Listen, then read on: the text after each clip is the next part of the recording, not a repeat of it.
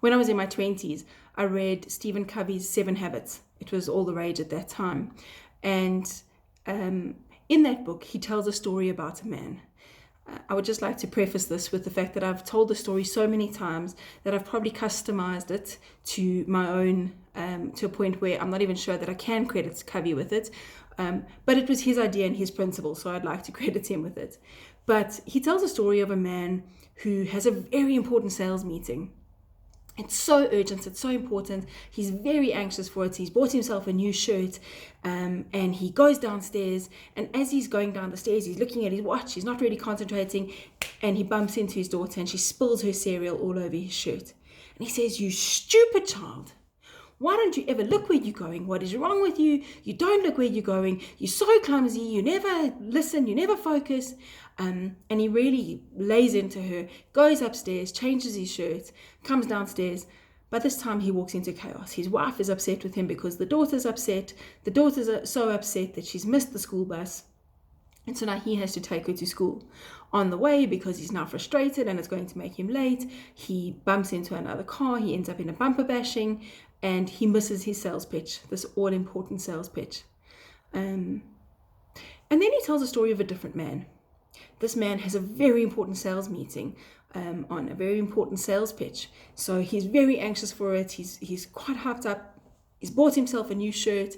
He goes downstairs. He's not really looking where he's going. He's looking at his watch. He wants to see the time. And as he walks downstairs, he bumps into his daughter. He looks down and he goes, "All right, don't worry, love. Clean up nicely. You get the mop, clean up, eat your breakfast, finish your breakfast and go to school. Daddy's going to go change his shirt." Takes a breath, goes upstairs, puts on an old shirt, walks down, kisses his wife goodbye. She says, "Good luck for the sales meeting, love." And off he goes. His daughter's gone to school and everything's fine.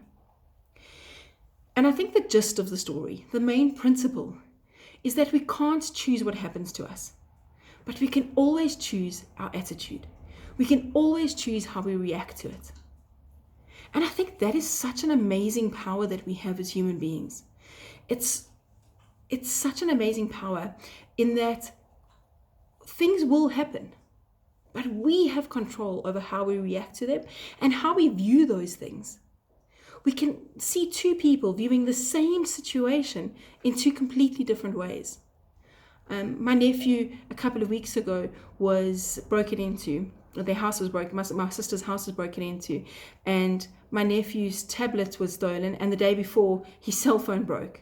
And at 12 years old, he said, "Oh, well, Mom, you've been trying to get me off screens. This was quite a dramatic way to make it happen, but I won't be on screens for a little while now."